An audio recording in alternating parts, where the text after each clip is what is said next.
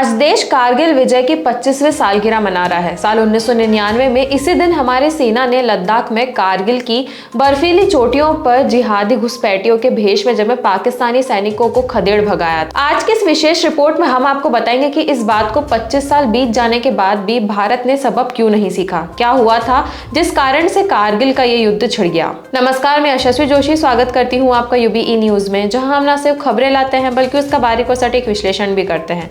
भारत की अंतर्राष्ट्रीय छवि एक ऐसे देश की रही है जो आगे से किसी पर भी वार नहीं करता और हर संभव कोशिश करता है कि बड़े से बड़ा तनाव का हल बातचीत से निकाला जाए। कश्मीर भारत और पाकिस्तान के बीच आजादी के बाद से ही एक विवादित भूमि रहा है। इसी विवाद को सुलझाने के मद्देनजर पूर्व प्रधानमंत्री भारत रत्न श्री अटल बिहारी वाजपेयी ने फरवरी 1999 में नवाज शरीफ के साथ शिखर बैठक करने के लिए लाहौर की प्रसिद्ध बस यात्रा की और उसी वक्त पाकिस्तान के सेना प्रमुख परवेज मुशर्रफ कारगिल घुसपैठ की तैयारी कर रहे थे। अब भारत की सैन्य तैयारी न्यूनतम स्तर पर थी। आनन फानन तोपों के गोले, लड़ाकू विमानों के लिए लेजर पौंड और सैन्य कलपुर्जे वगैरह विदेश से मंगाए गए। घुसपैठ से कुछ सप्ताह बाद ही पाकिस्तानी सेना पर दबाव बनाया जा सका। कारगिल घुसपैठ का पता क्यों नहीं चला और पाकिस्तानी सैनिकों को खदेड़ भगाने में 2 महीने से अधिक का वक्त क्यों लगा, इसकी गहन समीक्षा के सुब्रमण्यम की अध्यक्षता वाली कमेटी ने की थी। मई 1999 में कारगिल घुसपैठ की जब शुरुआत की खबर मिली तब इन्हें अफवाहें बताकर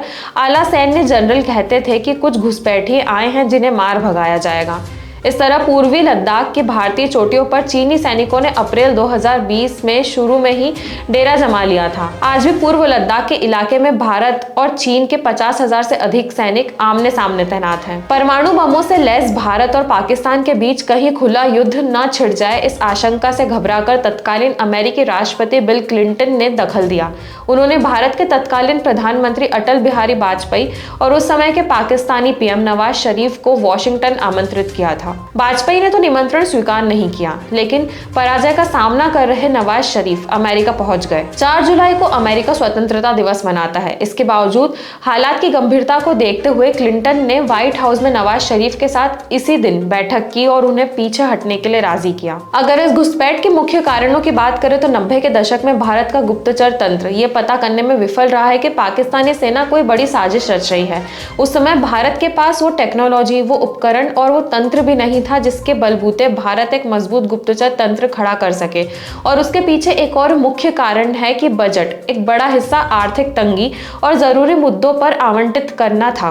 फिर मई 1998 में परमाणु परीक्षण के बाद उस पर कई तरह के अंतर्राष्ट्रीय प्रतिबंध लगे थे। इसी बीच कारगिल संकट आ गया। अगर हम आज की बात करें तो उम्मीद थी कि कारगिल से सबक लेकर भारत अपनी सीमाओं को इस तरह से अभेद्य बनाएगा कि दोबारा ऐसे हालत पैदा नहीं होंगे। लेकिन विडंबना है कि पिछले 4 वर्षों से देश एक और कारगिल का सामना कर रहा है। चीन पूर्वी लद्दाख की कई पहाड़ियों पर कब्जा जमाए बैठा है। पूर्वी लद्दाख की कुछ चोटियों को छोड़कर बाकी से चीन सेना को पीछे जाने को भारत बाध्य नहीं कर सकता। इसके बारे में अब सभी मौन हो गए हैं। दोनों देशों के बीच सैन्य तनातनी 5वें साल में प्रवेश कर गई है। गलवान घाटी, पैगोंग, गोगरा और हॉट स्प्रिंग में भारतीय इलाकों में बफर जोन बनाकर चीनी सैनिक LAC तक पीछे लौट गए हैं, लेकिन देपसोंग और देमचोक पर चीन का कब्जा बना हुआ है। इस बार कोई सवाल उठाया जाता है तो देश की सुरक्षा कर्णधार काफी दृढ़ता से ये दावा करते हैं कि भारत ने अपनी 1 इंच जमीन भी नहीं खोई है। मई 1999 में कारगिल घुसपैठ की जब शुरुआती खबरें मिली थी तब इन्हें अफवाहें बताकर आला सैन्य जनरल कहते थे कि कुछ घुसपैठी आए हैं जिन्हें मार भगाया जाएगा। इसी तरह पूर्वी लद्दाख की भारतीय चोटियों पर चीनी सैनिकों ने अप्रैल 2020 के शुरू में ही डेरा जमा लिया था। आज भी पूर्व लद्दाख के इलाके में भारत और चीन के 50,000 से अधिक सैनिक आमने सामने तैनात हैं। चीनी सैनिक भारत की ओर से ऐसा दबाव नहीं महसूस कर रहे हैं कि वे भारतीय दावे वाले इलाकों को छोड़ दें।